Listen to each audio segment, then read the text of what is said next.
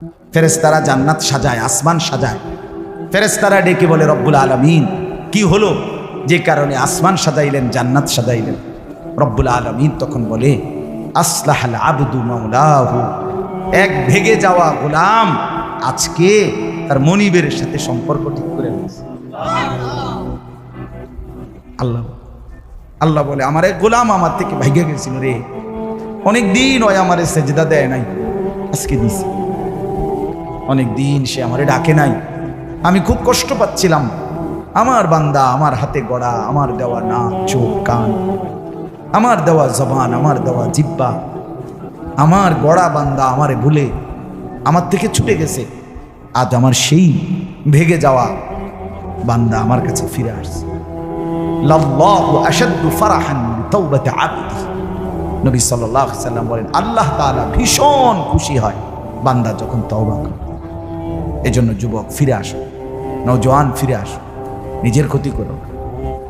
আমি প্রত্যেক দিন বলি ভাইয়া, তুমি মরে গেলে হ্যাঁ পৃথিবীর কিচ্ছু আসবে, এই বন্ধুরা ধোকা ধোকা। একটা ফোলা ফাইন তুমি মরলে খানা বন্ধ করতে হবে, কসম খোদার। তুমি লিখ কেন, তোমার একটা ফ্রেন্ড এক লগে যদি বইয়ে বইয়ে বিড়ি খায়, তোমার লগে গাঞ্জা খায়, ফুটটা খায়, বাবা খায়, মদখোর গাঁজাখোর, একসাথে বইয়া উলঙ্গ ছবি দেখো, ওই জানোয়ারে জিজ্ঞেস করো বলে আমি মরলে আমার ঠ্যাংটা ভাঙলে তুই এক বেলা খানা বন্ধ রাখবি। কথা বুঝেন নাই? ধোকা ধোকা, এগুলো ধোকা। ওরা কেউ থামবে না। আরে আপন বাপ মরলে যেই সন্তানরা দিনের বেলা দাফন কাফন করছে, তারা কি সেই সন্তানরা, আপন সন্তানরা রাতের বেলা ভাত খায় না? কথা বলেন না কেন? পাশের ঘর থেকে খানা রান্দাইয়ে আরো বেশি খায়, আরো একটু গোস্ত লাও, যেই কান্দাটা তুমি কাঁদছো আজগা কি ভাইয়া, তাইলে তাহলে আপন বাপ, তারপরেও তো সন্তান খানা খাইছে, তোমার লাগে কাঁদবে কি? এর জন্য পৃথিবী আমাদের কারো জন্য থামবে না ভাইয়া, থামবে না। সামনের গাড়ি অ্যাক্সিডেন্ট করে, পেছনের গাড়ি অপেক্ষা করে না, পাশ কাইটা কাইটা চলে যায়। জ্যাম বাইজা গেলে আরো শিক্ষার শুরু করে, আরে লোক মরে গেছে, আরে মরলে মরুক বেটা, রাস্তা ক্লিয়ার করতে কম। ঠিক কিনা বলেন না কেন? ধরে বেটা বেটা ক্যাডা মরছে না মরছে বেটা, এর লেগে বুঝি মানুষের রাস্তা আটকায় রাখবে, মানে এই যুক্তি দেখা। তাহলে ক্যাডা মরছে না মরছে মানে তোর মতো এক মানুষ মরছে, ঠিক কিনা বলেন না?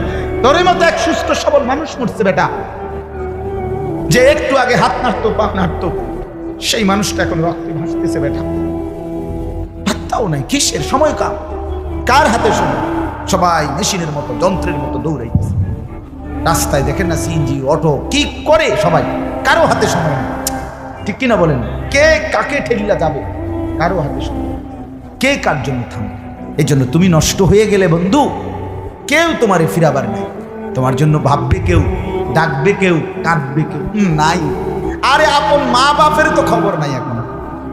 আপন বাপ সাইয়া রয়েছে, দেখে তার ফুতে আজকে 6 বছর 9 বছর এক ওয়াক্ত নামাজ পড়ে না, এবারটা বই বিড়ি খায়, বন খায়, সাদিয়া বিজাইয়া খায়।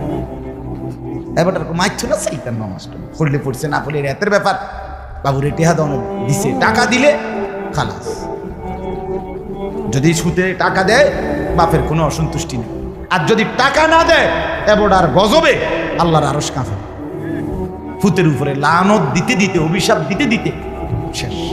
কারণ টাকা দেয় না, টাকা দেয় না, পুরা গ্রাম হাইটা হাইটা তখন মানুষের কাছে বদনাম। এই ফোলাগারে মানুষ করছি আমি, এই ফোলার লাইগা জীবন যৌবন শেষ করছি, 12 লাখ টাকা সুদে লইয়া তারে আমি নিজে বিদেশ পাঠাইছি। কত বড় নিয়ামতের কথা!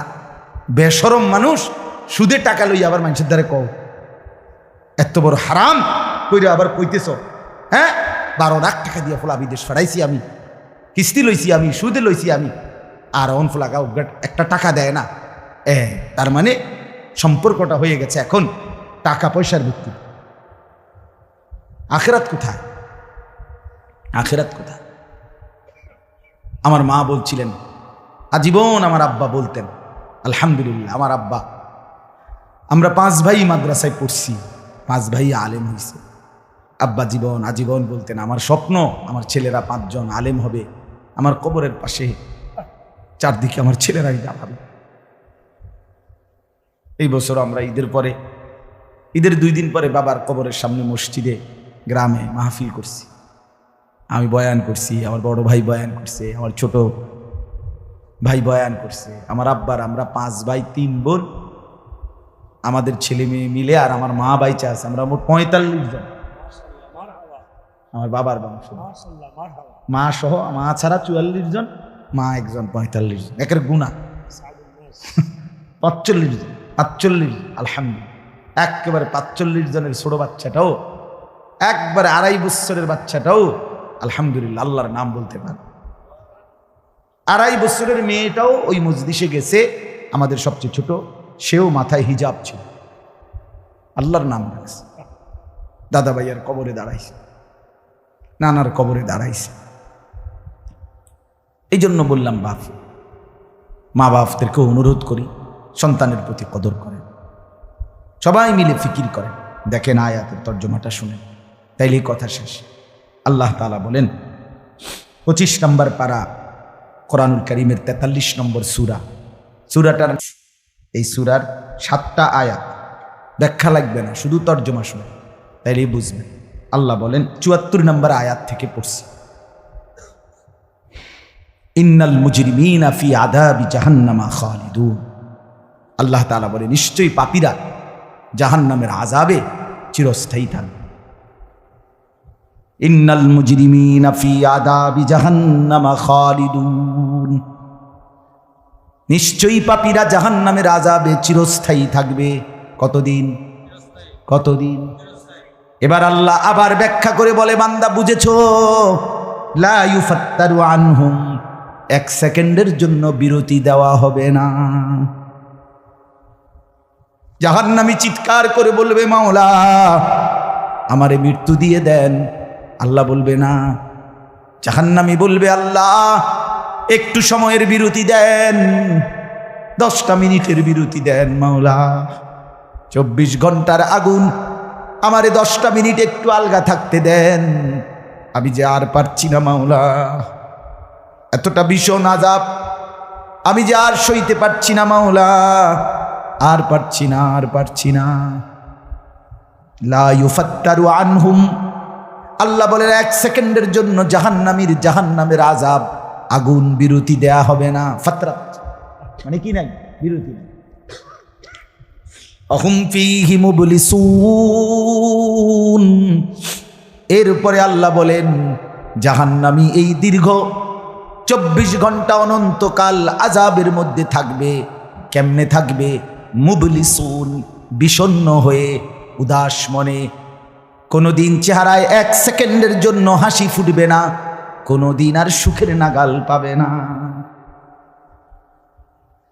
আজ তো বন্ধু রাত কেটে ভোর হয়, ভোর গিয়ে রাত হয়, অন্ধকার আলো হয়, আলো অন্ধকার হয়।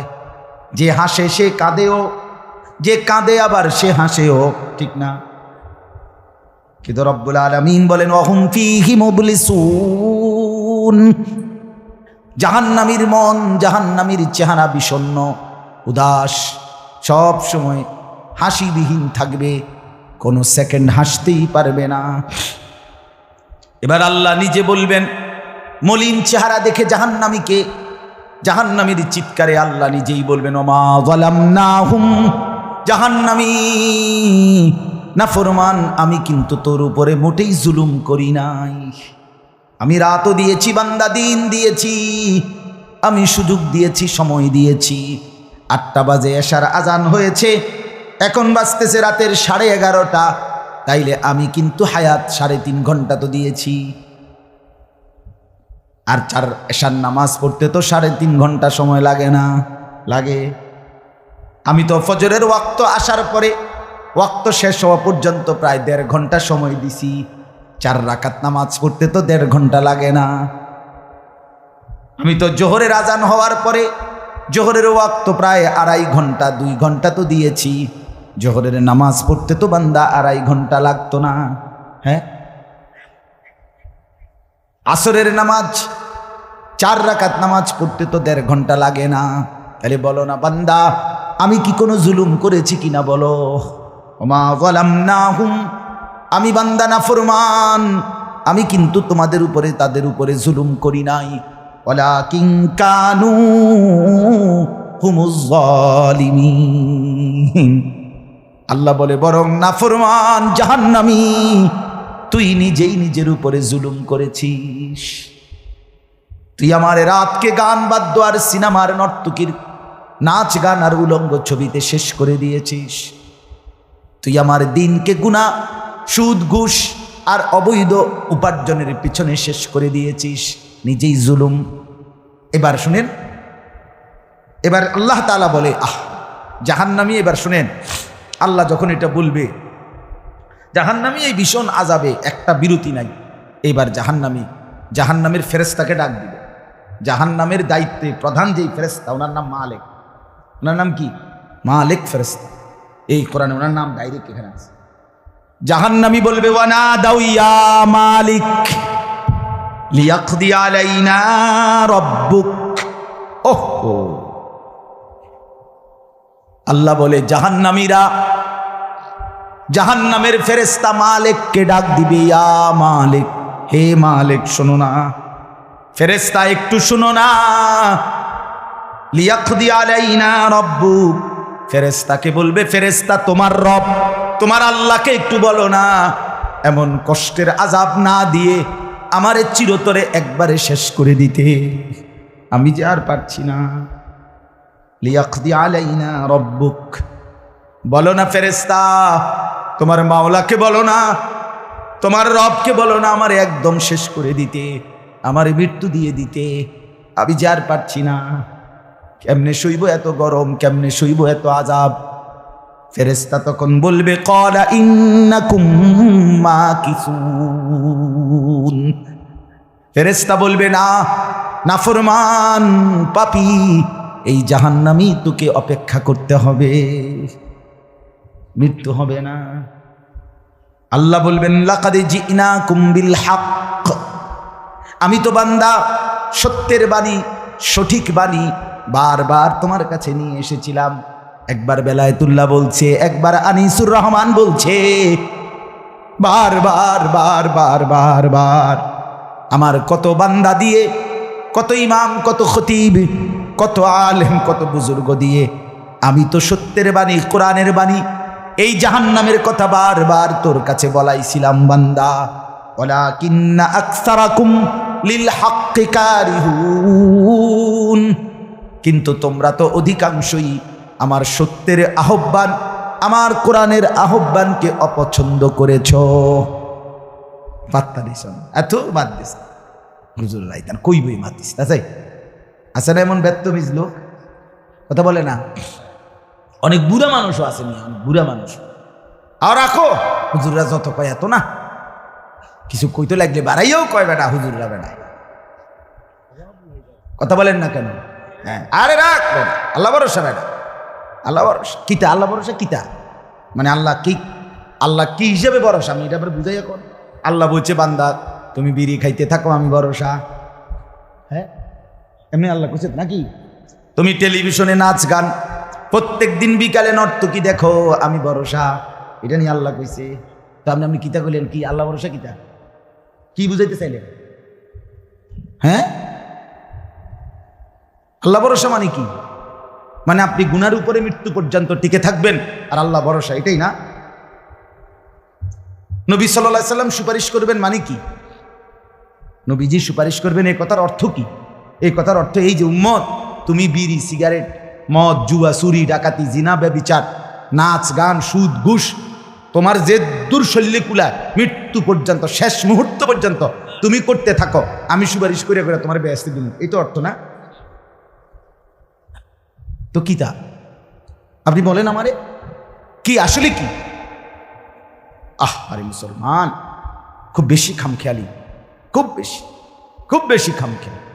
এবার দেখেন একটা শক্ত কথা আল্লাহ বলছে, আম আবরামু আমরান ফাইন্না মুবরিমুন। আল্লাহ বলে জালেমরা, পাপীরা, তোরা আমার আযাব থেকে বাঁচবার কোনো ব্যবস্থা করেছো কিনা তোমরা ঠিক করো। ফাইন্না মুবরিমুন, আমি তোমাগরে কেমনে ধরবো, শাস্তি দেব কি কি, এগুলো আমি আল্লাহ আমারগুলো ঠিক করে ফেলেছি। যে আবরামু আমরান, তারা কি কোনো ব্যবস্থা করেছে কিনা জিজ্ঞেস করেন। ফা ইন্না মুবরিমুন, আমার ব্যবস্থা আমি করে রাখছি। বুঝেন নাই কথাটা? আল্লাহ বলেন আমার শাস্তি দেব কি কি, আমার আযাব দেব কি কি, আমি সব ঠিক করে রাখছি জাহান্নামে। তুমি বান্দা বাঁচবা কেমনে, তোমারটা তুমি ঠিক করছো কিনা বলো। এবার শেষ আয়াত, আম ইয়াহসাবুনা আন্না লা নাসমাউ সিররাহুম ওয়া নাজওয়াহুম। আল্লাহ বলে নাফরমান পাপীরা, জালেমরা, দুশমনরা মনে করে আমি তাদের গোপন কথা, অন্ধকারের গোপন পরামর্শ, একেবারে চুপচাপ নিরিবিলি কথাগুলো আমি শুনতে পাই না। কেন ইয়ারফোন লাগাই রাখছে না মা, কানের মধ্যে দুইটা বল্টু লাগাইলে তার আল্লাহ শুনে না, কথা কয় না। হ্যাঁ, আল্লাহ আল্লাহ জিজ্ঞেস করছে তুমি এই ভাবছো না, তুমি যে কানের মধ্যে গান শুনবার টাইমে ইয়ারফোনের বল্টু লাগাইয়া রাখো, তুমি মনে করছো না ফরমান মাইনসে না শুনে না, তো মাইনসে যখন শুনে না আমিও শুনি না নাকি? জবাব দেন। ওই যুবক বলো না মিয়া, মাটির নিচে কিংবা অন্ধকারে অথবা একাকী কোনো গোপন জায়গায় তুমি যেই অসভ্যতা করছো, যেই ভিন নারীর সাথে কথা বলছো, বন্ধুদের অসভ্য আড্ডা দিচ্ছ, তুমি মনে করছো গ্রামের কেউ দেখে না, গ্রামের কেউ জানে না। আল্লাহ বলে তাহলে তুমি কি এই ভেবেছো যে আমি আল্লাহও জানি না? বালা, হ্যাঁ, আল্লাহ বলেন আমি জানি, আমি শুনি, আমি দেখি। আর ওয়ারসুলুনা লাদাইহিম ইয়াকতুবুন, আমার পক্ষ থেকে মনোনীত ফেরেশতা ডান কাঁধে বাম কাঁধে, তারা কিন্তু সাথে সাথে 24 ঘন্টা ইয়াকতুবুন, লিখতেছে লিখতেছে লিখতেছে লিখতেছে কিনা বলেন? ডান কাঁধের আর বাম কাঁধের ফেরেশতাকে তুমি তোমার থেকে আড়াল করবা কেমনে? বলেন না কেন? কেমনে আড়াল করবেন? সুযোগ আছে কারো? আল্লাহ আমাদেরকে বুঝ দান করে। অতএব বাপ, জাহান্নামীর আত্মচিৎকার শুনলেন আপনি, জাহান্নামী আল্লাহকে ডাকবে, জাহান্নামী ফেরেশতাকে ডাকবে, জাহান্নামী একটু আযাবের হালকা করতে চাইবে, জাহান্নামী মৃত্যু কামনা করবে, জাহান্নামী কতভাবে যে বাঁচতে চাইবে, কিন্তু কসম আল্লাহ বাঁচতে পারবে না। এই জন্য দয়া করে রাত গভীরে মেহেরবানি করে চলেন প্রত্যেকে ইনশাআল্লাহ, সিদ্ধান্ত নিন। শেষ পর্যন্ত যে কয়জন যুবক টিকে রইলা, বসে রইলা, ভাইয়া তোমাদের কাছে অনুরোধ, আজকের থেকেই বদলাও ভাইয়া।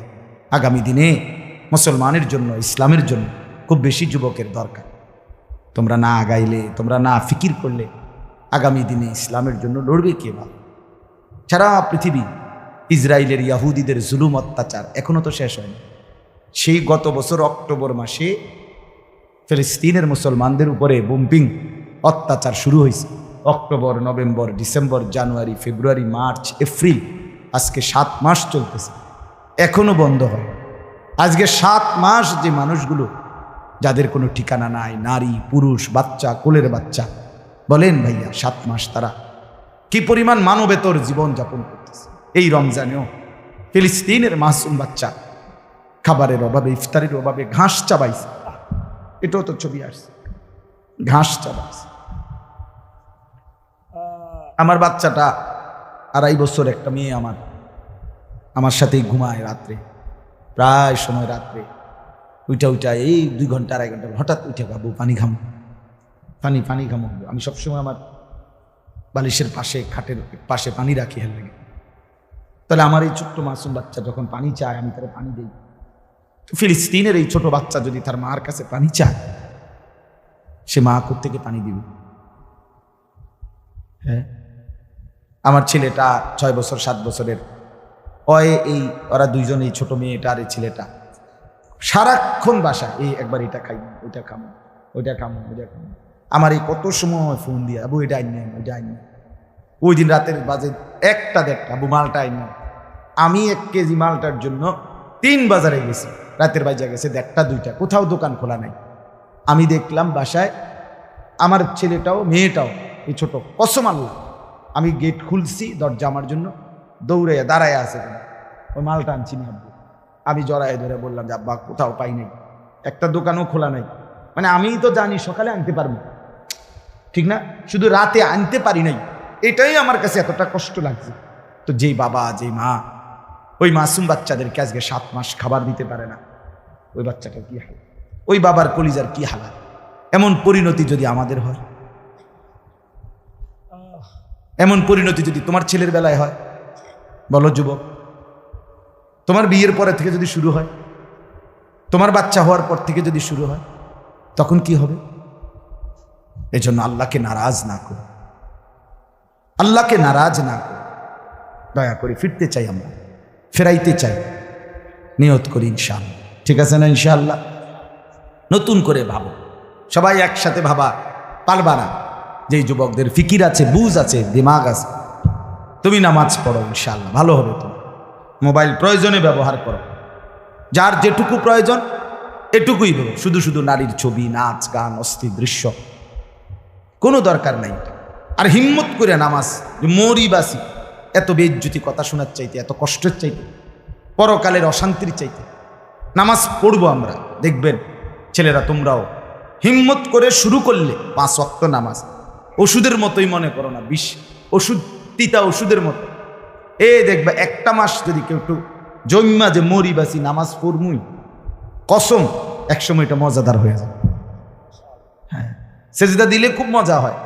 সেজদা দিলে বান্দা আল্লাহ পিঠে মাথায় আদর করে হাত বুলায় দেয়, খুব আদর করে, আল্লাহ পাক খুশি হয়, বান্দাকে কোলে তুলে নেয়, আদর করে। এই জন্য আমরা দয়া করে ইনশাআল্লাহ নামাজ পড়ি। পর্দার আড়ালের মা বোন যারা আছেন, মা আপনি যদি বেপর্দা হন, আপনিও শেষ হইলেন, এলাকার ছেলেগুলোকেও নষ্ট করলেন। একজন বেপর্দা নারী শুধু নিজে গুনাহগার না, সে অসংখ্য মানুষকে পাপে অংশগ্রহণ করায়। এই জন্য একজন বেপর্দা নারী সে সরাসরি জাহান্নামের ফেরিওয়ালা। সে কিসের ফেরিওয়ালা? জাহান্নামের ফেরিওয়ালা। সে জাহান্নামের ফেরিওয়ালা, আগুনের ফেরিওয়ালা। কারণ সে তো তার রূপ যৌবন দেখাইতেছে, ফেরিওয়ালার মতো পিছনে পিছনে ডাকতেছে অসংখ্য যুবককে, দেখো আমাকে, বরবাদ করো নিজেকে, বরবাদ করো নিজের চরিত্র, বরবাদ করো নিজের কবর, বরবাদ করো নিজের আখিরাত। তাহলে সে গুনাহের ফেরিওয়ালা, সে জাহান্নামের ফেরিওয়ালা, সে অসভ্যতার ফেরিওয়ালা। এজন্য একটি সমাজের মধ্যে সবচেয়ে নিকৃষ্ট বেপর্দা নারী, বেপর্দা নারী। আল্লাহ তাআলা আমাদের মা বোনদেরকেও হেফাজত করে। আজকের মাহফিল যে যুবকরা সাজাইছে, আল্লাহ তাআলা সমস্ত নওজওয়ানদেরকে কবুল করে। বাস্তবতা হইল আসলে 4-5 মাস, মেইন শীত সিজন 4 মাস, 5 মাস। এখন 5 মাসে যদি 30 দিন করে হয়, তাহলে হইল 150 দিন। যদি প্রতিদিন 2টা করে মাহফিল দিতে হয়, দেওয়া যায়, তাহলে 300 মাহফিল মনে করে। এখন মাহফিলের কাগজ আমার গাড়িতে এখনো আছে, মনে মনে কমপক্ষে 1.5-2 হাজার এটি আমরা ফরে রয়েছে কাগজ, এরকম ব্যাগ ভরা এতটি কাগজ। আর আমি কি করতে পারি?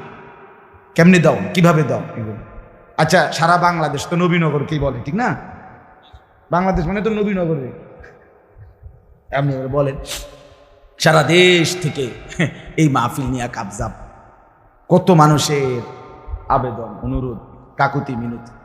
এরপরও আমাদের এই মুফতি বেলায়েতুল্লাহ সাহেব এবং আমাদের এই নবীনগর এসআর মসজিদের ইমাম মকবুল ভাই, মৌলানা মকবুল সাহেব, এরা সবচেয়ে বেশি মাহফিলেই, কম না আলহামদুলিল্লাহ। আমি চেষ্টা করছি, ওনাদেরকে অনেকগুলো মাহফিল দিচ্ছি, আরও দেওয়ার ফিকির আছে, কিন্তু আসলে সময় একদমই অল্প, মূলত খুব বেশি ডেট নাই, কুলাম যায় না। এই জন্য এই সময় দিতে হয়েছে। ওই ভাই ইমাম সাহেব অনেক অনুরোধ করছে, আমারও মনে আছে, ওখানে বারবার বেশি অনুরোধ করছে। এই জন্য যাক, আল্লাহর দয়া আশা হয়েছে। আমিও আপনাদের জন্য দোয়া করি, আপনারাও আমার জন্য দোয়া করবেন। আল্লাহ তাআলা আমাদের সবাইকে মিলেমিশে দ্বীনের কাজে অংশগ্রহণ করার তৌফিক দান করেন। আমিন। দোয়া করুন, আল্লাহ কবুল করেন।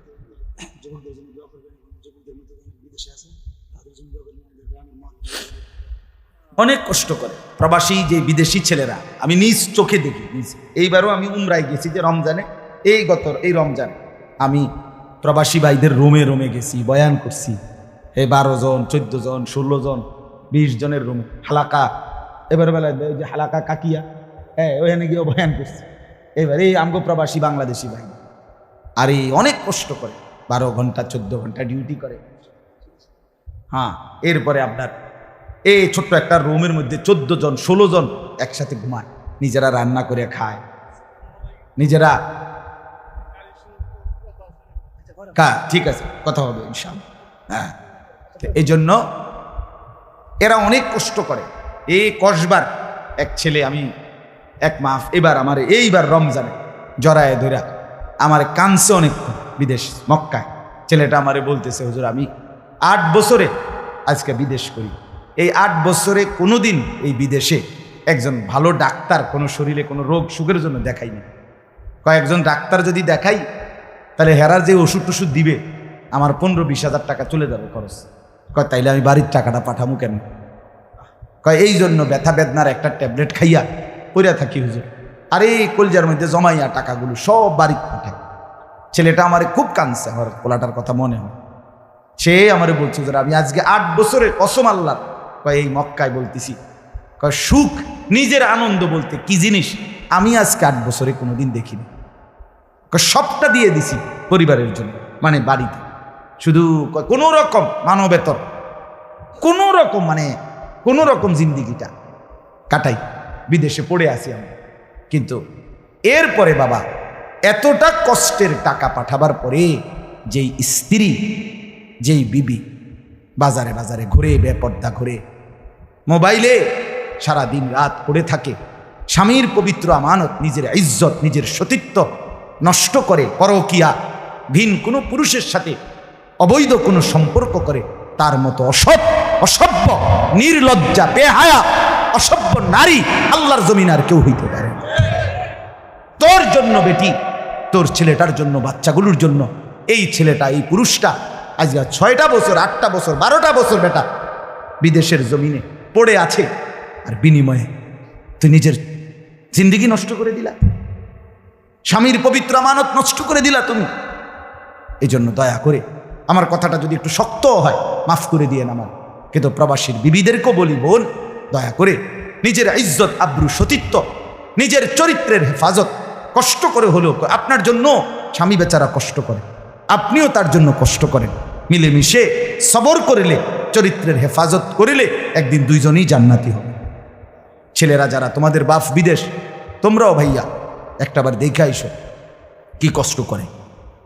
এই জন্য দয়া করে কষ্টের এই রক্ত পানি করা টাকা শুধু শুধু মোবাইল টিপ্পা, উলঙ্গ ছবি দেখা, নর্তকীর নাচ গান দেখে ভাইয়া নষ্ট করো না। এত বড় জুলুম বাপের উপরে কইরো না, আল্লাহ সইবেন। এত বড় জুলুম কইরো না, একদিন তুমি কষ্ট পাই, একদিন তোমার উপরে এই মুসিবত আসবে। আল্লাহ আমাদের ছেলেদেরকেও হেফাজত করেন। মসজিদের কাজ আমি নিজেও দেখছি, আলহামদুলিল্লাহ মসজিদের কাজ চলতেছে। দয়া করে সবাই মিলে মসজিদের দিল খুলে দান করবেন। মনে রাখবেন হাদিসের মধ্যে আছে, আল্লাহ নবী সাল্লাল্লাহু আলাইহি সাল্লাম বলছেন, ইসরাফিল যখন ফু দিবে কিয়ামতের দিন সব কিছু ধ্বংস হবে, হবে কি না? কথা বলেন না। ইল্লাল মাসাজিদ, নবীজি বলছে মসজিদ ব্যতীত। ইসরাফিল ফু দিলে আসমান, জমিন, চন্দ্র, সূর্য, ঘর বাড়ি, দালান, বিল্ডিং, পাহাড়, নদী সব চুরমার হয়ে যাবে, মসজিদ ভাঙবে না। বোতলে মসজিদ কি হবে? এক মসজিদ আর এক মসজিদের সাথে লাগবে, মিশবে আর কি, মিশা সব মসজিদ কাবা ঘরের সাথে মিলবে, একসাথে আল্লাহর ঘর কাবা সহ একসাথে সবগুলো জান্নাতে চলে যাবে। এরপরে এই জন্য মসজিদের দান যে করলেন, আপনি মসজিদে টাকা পয়সা দান করলেন, যে এই মসজিদটা আপনি বেশ দিকে দেখবেন, আর এই যে আমরা গ্রামের মসজিদ বুঝলেন না। এই জন্য মসজিদের দান শেষ হয় না, মসজিদের দান কি হয় না, শেষ হবে না। আপনি দিয়ে যাবেন, এ আগে দিছেন, আবার দিবেন, সামনেও দিবেন, ঠিক আছে ইনশাআল্লাহ।